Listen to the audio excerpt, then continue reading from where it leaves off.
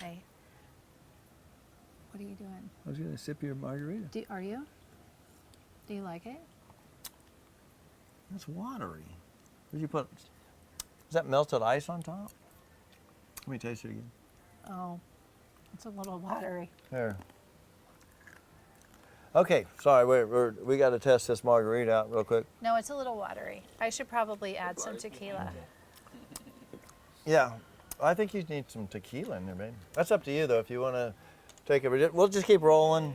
She's going to need some tequila, and I'm just going to... Right back. Welcome to Open Bar. I'm J. Rob, the Guru of Peace, and that was my beautiful, lovely, sexy, hot mama wife over there, Beth Ann Rob. Burn it. Burn Sorry. it. So she's going to start over that drink because we have to have a drink. Look, I got mine right here. Well, We have to have a drink when we do Open Bar together here. So I'm the co-host. She's the host. She actually invented this whole thing. She came up. She woke me up like 3 o'clock in the morning and just shook me and said, "Hey, I have this thing. I want to do an Open Bar." I said, "What? At what event's that?" She says, "No, it's a podcast." I said, "Okay, what are we going to talk about?" And she goes, "Everything." So I said, "Yeah, I like that idea." So anyway, she came up with Taboo Talks, straight up and on the rocks. and on the rocks, baby. And what that means is we're going to talk about it. We might think about it. She invented it. We're going to do whatever we want. But I want you guys out there to actually send us your questions. What do you want us to talk about, and/or comments on whatever we've discussed? Do you agree? You disagree? You have better ideas? Different things that you feel about it? And be emotional. Just be real with us, and that's all we want. We're here for you. And we're here also to have fun, and that's what we're doing. We want you to have fun too, because I'm the Guru of Peace, and one of the things I want to contribute back to this world is to help and remind people and to actually teach them once again how to have fun in this world. It's just gotten to be not quite as fun as it used to be because people are a little more afraid, people are uncertain, there's anxieties on the rise, a lot of different things. And I think just discussing things like we do here on camera and with you, viewing, discussing them helps because we're all in this together. We love you. We hope you love us because we're all here together having fun. Oh, this looks like a real you know margarita. what? I didn't have now. my little shaker shake. Look. No shaker shake. Shake your maracas. I didn't have well, anything shake 'em, else baby. to shake. Okay, so I just did a Do I get to taste it now? little tappy as we tap get, with as my we get hand. started here because we're My already hands rolling. are clean. If not, you know where they've been. So bad. Oh, whoa. Yeah, now that's a margarita. We still have to make it to family dinner tonight. Family dinner. Well, yeah, but we've got designated drivers. We don't have to worry about it. When we do Open Bar, we're responsible here for very little because we just have to sit here. We don't even have to do anything. So- We just sit here. Do you remember the time though you cut me off of martinis? Which like time? a year. No, Like- which time? Well, we went to. There's been about. Wait. Actually, there's only Let me been think. two Let me times. think about this It's one. only been twice. Wait. Let me We remember told for back. like a year. Wait. Hang on. No, it was bad. No, we went to. I lost track. We were at River House with some of our Frogs Ass friends. Oh, yeah. If you don't know what that means, you better catch up on your episodes of Open Bar. Oh yeah, one of the early ones. Yeah. So, if and you do need to know who your Frogs Ass friends are. Okay, so Yes. we were there, and I'd had a few martinis, Yeah. maybe a few too many. They make them strong there, though. I will admit.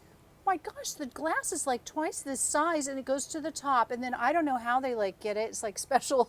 It's like they must go through special training to get the glass to your table. Well, and it's a Belvedere martini to on top the top, of it. So and it's a I'm Belvedere, like yeah. sipping. It's so ladylike. I'm like, sipping out of the top of it.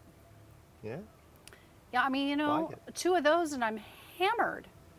And this is you have to know this about her because you'll see her doing martinis here every now and then. I'm not doing She's this. a different kind of buzz on Oh my gosh. especially extra dirty martinis. I do get She gets I like, extra dirty feisty with me, and I don't know why. Okay, I don't know if I'm is it a not- Belvedere? I'm feisty, but I'm not extra dirty. No, you're all. feisty. You've seen her on here. She's always sweet. My loving, kind, beautiful husband. He's a better. She'd give her two dirty extra dirty Extra dirty. martinis. Remember? And suddenly, it's Open Bar on me. Remember the time I ordered? I go, ordered "What?" them. But remember the time I ordered them filthy? Yeah. And I got so tickled because I go, he goes, how would you like that? And I go, filthy. I felt so bad saying that. And he looked at me and he was like, oh, like you're one of those girls. Like that's how I felt. I was like, I felt so And bad. rightly so. But Why is it so hot in here? Why don't we have our fans on? Is it because, like, it's cool to me. I had to put my jacket on. I was well, getting a you're little chilly not, out here in you're South not Florida. drinking these dadgum skinny margaritas. I'm yeah, like but sweating. I'm staring at you, and that's like going a to get me hoe. all hot and bothered here. No, So I like I think really we're good hot. all the way around. Get some air moving. That's not bad. We're in the Tiki Hut. That's always cool Tequila. in here. I don't care what's going on here in Da-da-da-da-da. South Florida. I mean, this is like little Hawaii here. So imagine it's 88 degrees year round, and maybe in the winter it might be 75 as a high for the day. So that's where we're at here. It doesn't look any different year round, but that's one reason we love it. It really And we love doesn't. Southern California too, because that's home. Yeah. But we We've love got it some all. places we that love are in our we love heart. everybody. We love everything. We love everybody. We love every part we've lived. Yeah. We love it all. I do. We love new experiences. So what's up for today? Speaking of new experiences, we've chit-chatted for a long time. Oh So my what's going gosh, on you're here? relying on me? What should we talk about? Well, I picked the last topic. And, No, I know.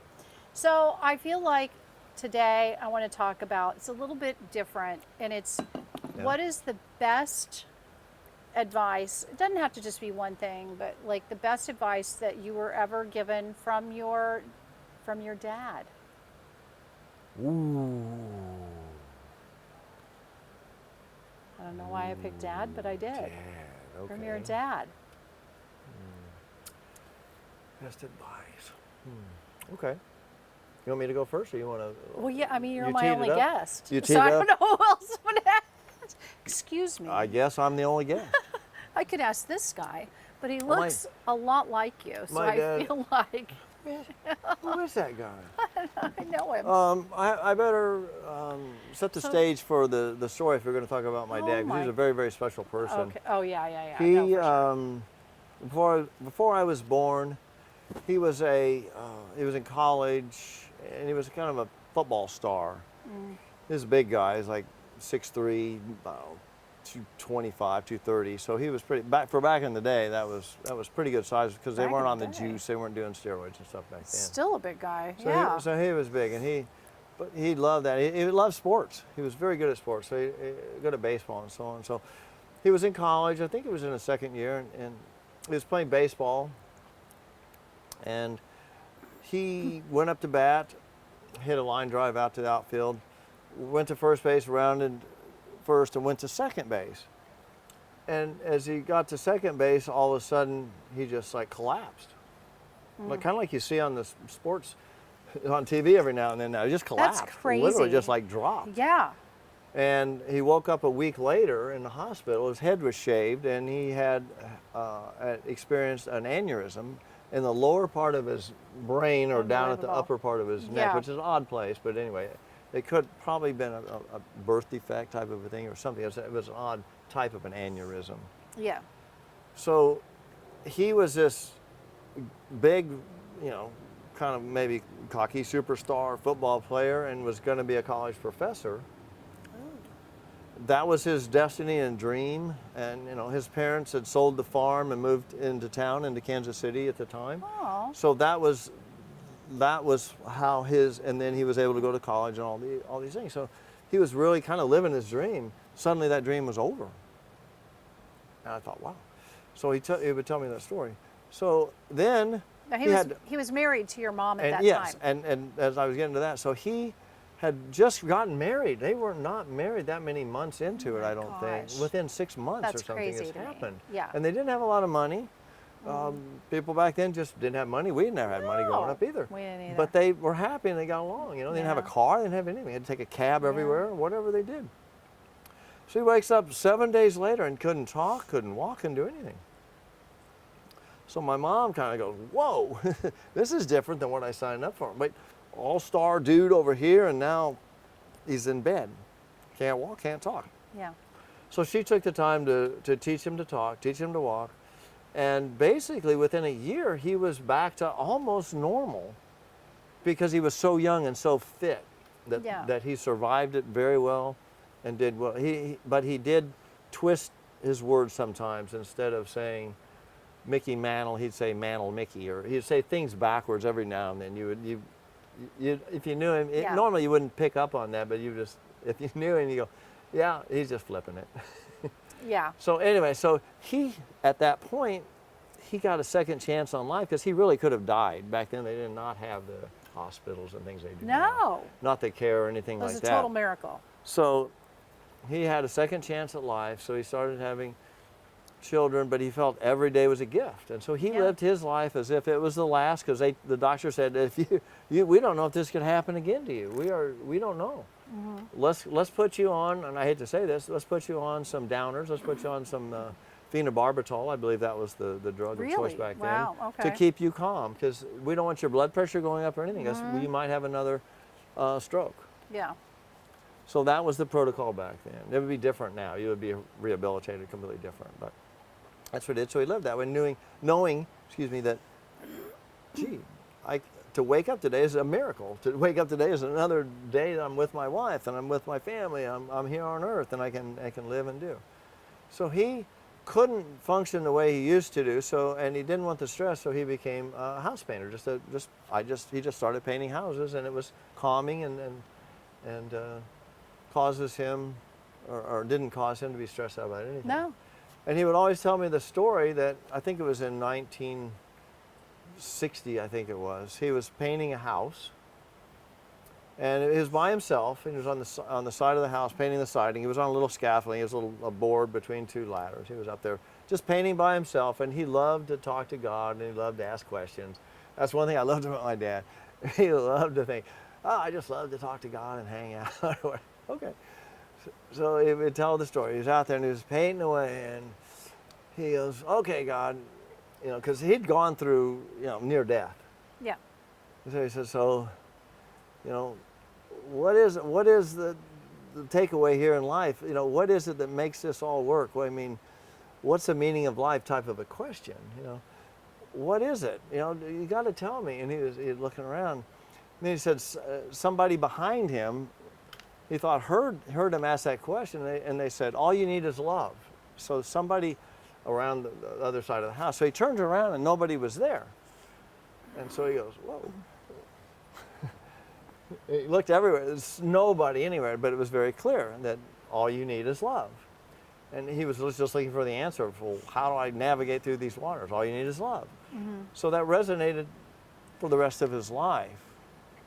So he utilized that, and this was before the Beatles. The Beatles didn't come up with that line, or that famous line by the Beatles, all you need is love, by their song, until 67. I don't remember when it was, but it may have been towards even later, because they were doing that billions views around the world, Yeah. or live broadcast that they did, and I believe they sang that song or something. All you need is love. Love is all you need.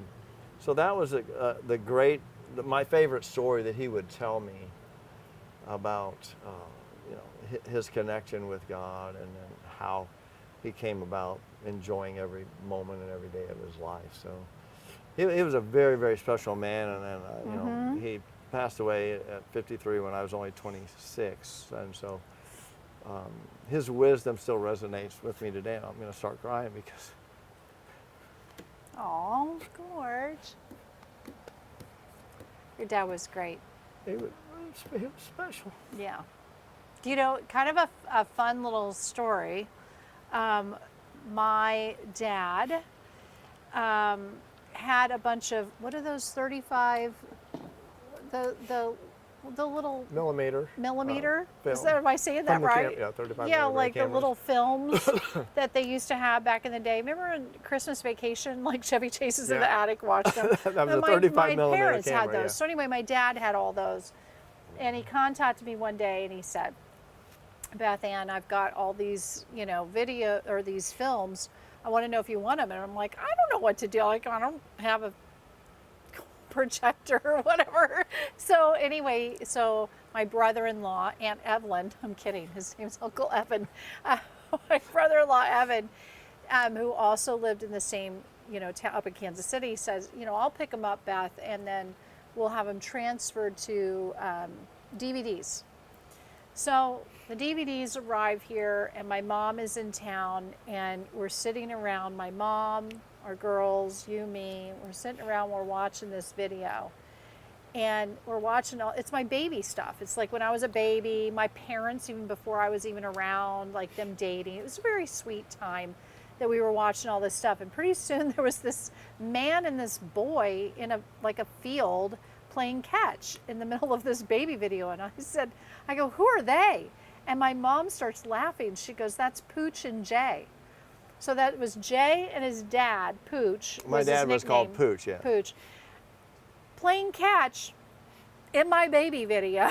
Like that's how like our families go back so far. And it was the sweetest thing. But the interesting part of that was that normally you couldn't figure out that it was me and my dad, but because I never wore a shirt and I had black hair as a kid, I had no shirt on, black hair, and I was throwing this football like 8 mile, whatever, and I could tell it was my dad and I doing that, or I would have never picked up on it because it was kind of at a distance. Well, Karen June knew because she she was close with your parents. Yeah, they were like BFFs. But anyway, that was what we. They were the two my dad couples. loved to play catch, and yes. And he would. I'll tell a real quick story. Well, do tell. I was little, like 6, 7 years old, 8 years old, and he always wanted me to be the athlete or whatever. So he'd get me a mitt, like a regular fielder's mitt, and a baseball. I had a football first because we'd do that more, but he got that, and we'd play catch. We'd go out in the yard. We had a little small yard, so we'd play catch back and forth, and then. He'd think, well, I'll toughen the kid up. So then he would start throwing a little faster and a little faster and a little faster. And I'm going, and it's faster and faster. And then he just wind up and just start, he just started peppering them at me. And I was like, and if I didn't catch him, I was going to get like knocked out. He was big too. Oh my I'm like gosh. this little twit. And he's Did you like tick him off or 6'3". something? What was No, going he just thought it was fun. Oh, no. He goes, this is fun. Let's see if I can There was knock two him boys over. and girls. So, like, Okay. knock him down like a Oh, my bowling gosh. pin. And he would Like throw a him, bowling pin. He'd throw him so hard. He'd throw him so hard. Finally, I Scared. just threw the mitt down. It just like the ball goes past me and clear into the neighbor's yard and down the street, and I go, wow! I yell at him, why are you throwing him so fast or something? I just want to see if you could catch him. He my had no gosh, sympathy. that's how He could have you broke are my now. He could have broke my leg or anything, and he could walk it off. You are now. You're walk like, it off. Come I just on. wanted to see if this could happen. I would just like barely get, I'd like be drowning or something. Now and I he'd know pull where out, and he goes, come on. That's how walk now I it know off. where you get it. But Yeah. that was the way it was back in the 50s, Yes. 60s, and 70s. Yes. It was like, hey, Yes. especially for young men. Now, the women were different, but go ahead, that was my dad, sorry. Back to your story. That's what it was about. Back to my story. Well, Was I you telling said a that story? your dad had a 35 millimeter. That was the end of the camera. story. That it was about my dad and myself, that he showed that. That was his favorite story. Yes. Oh, okay. Yeah. Let's talk about me. Well, I ended up in that story, which I was a little concerned. No, I'm teasing you. Okay. That was it. That was the story. Oh, okay. Yeah. Any other good stories? What's your favorite memory, maybe? Oh, my favorite memory about my dad. Well, I Yeah. had two dads. I had a stepdad and a dad. So I'm going to start with my stepdad, Okay. Joby. And everybody who's watching this who knows Joby will know total character, extraordinary human being. Like, you want to talk about a kind, loving soul, but tough as nails. I mean, this man worked on the railroad. He was a brakeman. Nobody messed with him. Nobody. I dated boys. I remember they would be like, we'd be like making out like on our date and stuff. And it was like, then it would just like abruptly stop. I mean, it should have, I'm just saying. But it was like, and they were like, look, my dad already told me, like, if I went any further than kissing, like that Joby would kick my dad's ass. And I'm like, oh, okay. Like, what's going on here? Everybody was afraid. Wait, Joby kick your dad's ass? No, if the boys that I would be out on dates with, Okay. we would make out, Yeah. because you do on dates. And they would stop kid, not me. abruptly, Yeah. and then they would say, my dad told me if I didn't stop after Oh. this, that Joby, your dad, would kick my dad's ass. That's old school. That's how it's done. Not the kid's ass, but the kid's dad's ass. That's pretty Yes. good. No, well, that's how the Midwest is Like I that's think how it's done. I think it was pistol toting too, if I recall. I mean, you just told me the story. I didn't know him, but Pistol. No, But I mean we rifle had toting? signs on the door. Smith and Wesson, There- you know. no, it was a like I don't know. There was a 357 Magnum on the hanging on the bedpost. Nobody. Oh, we had some unsavory characters knocking at our door. Like I literally do not know how I'm alive right now. We had some people that like had done some murders and like showed up at the knocking on the door. My mom and I are home alone. I really, by the grace of God, do not know how we're around. I'm surprised. I'm surprised that any of the dads of the boys you dated are alive to this day, because that Joby would go There out might and have been a kill little- them because they took liberties with you. Well, in his words, there might have been an ass whooping. I don't know. I'm kidding. I don't know. No, but the thing. Okay, so We visit back the back to Joby. He was a very Okay, yeah. lovely man, and he wasn't a violent man, but don't be messing with his people either. Like like he Don't be just messing with his pup. he didn't put up with shit. That was his thing, and he taught me at a young age: don't ever take shit off anybody. No, don't take no shit off nobody. Don't never take shit off nobody. And that was his thing to me. And every time something would happen, like at school, I'd come home crying because somebody was mean or whatever, and he'd say, "Hey kid, don't take shit off nobody." He had these big, huge fingers. His hands were huge. He would say, "Hey kid." And I remembered that, and I'm like, I don't really know what that means. Like, what am I supposed to do? Go like beat up some chick at school? Like, you get like detention for that. I didn't want it detention. Like, plus I really was a little scrawny. Like I was a little. Scrawny. Well, not scrawny, but I was. Petite. No, I wasn't petite. I was tall. I was Okay. thin. I was like, Slender. slender. I was bony. I wasn't going to be beating up anybody. Bony. But Wow. I realized that doesn't necessarily mean physical. It just means you don't have to take shit off anybody. And it really didn't even mean physical at all. It just means like, I'm not going to participate in your nonsense. I'm going to move on over here and not participate in your silly nonsense.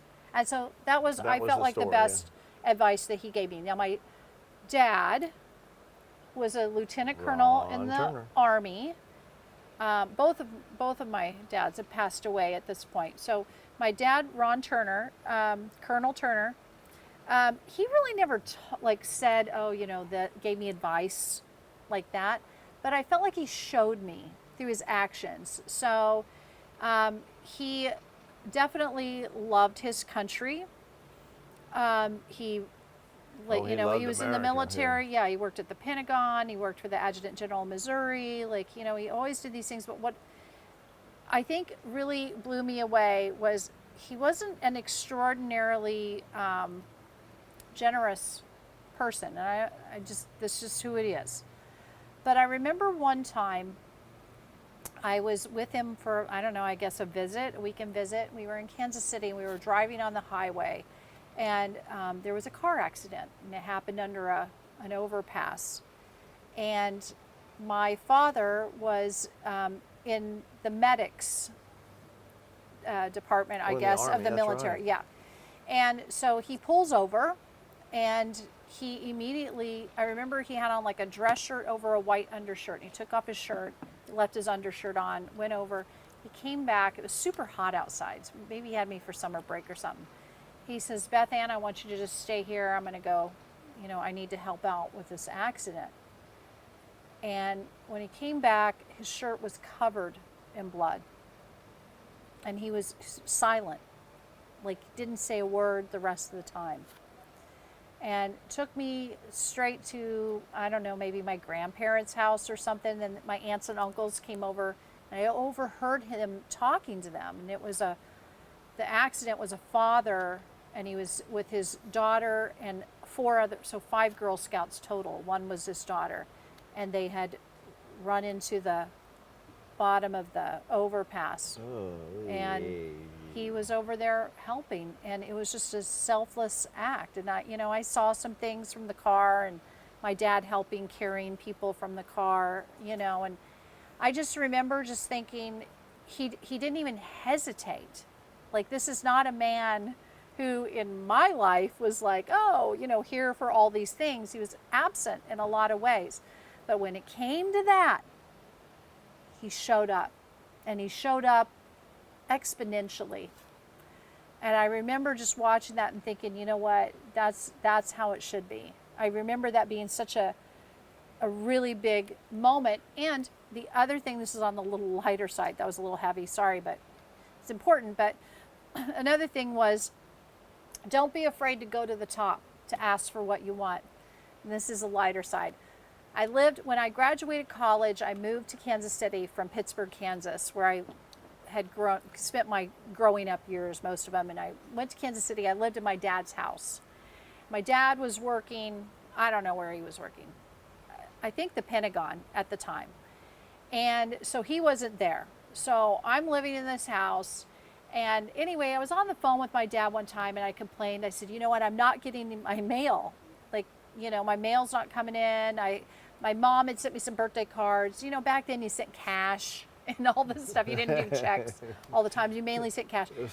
Stuff was disappearing left and right. And I'm like, I don't understand. I'm not even getting some of my bills. It's a problem. He says, oh, okay, I'll take care of it. I don't know what that means. I'm like 23 years old. Okay. So one day I come home from school. I taught school. So one day I come home, the phone's ringing. I had to pee so bad. So it was one of those cordless phones. I grab it on the way into the bathroom so that, and so I'm like, hello. And I sit down on the toilet and I'm peeing and I hear this voice and he says, is this Beth Turner? And I said, yes, it is.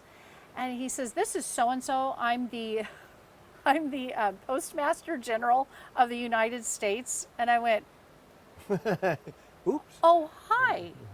And he says, well, your father, Colonel Turner, has informed me that you're not getting your mail. Can you please inform me, what mail you're missing and all this stuff? And I'm midstream. I'm peeing on the toilet. I can't stop. I'm like, I don't know what's happening. I was like, what in the world? So I'm trying to remember mail that I'm missing. And I tell him what I can remember. And he says, okay. He goes, well, Ms. Turner, on behalf of the United States of America, I'd like to apologize that you've not received your mail. You will not have a problem going forward. Yeah. Well, thank you, sir. And I hang up. And he goes, by the way, and is it raining there? Okay.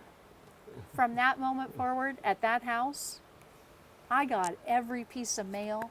I never had a problem again. And I remember going, wow.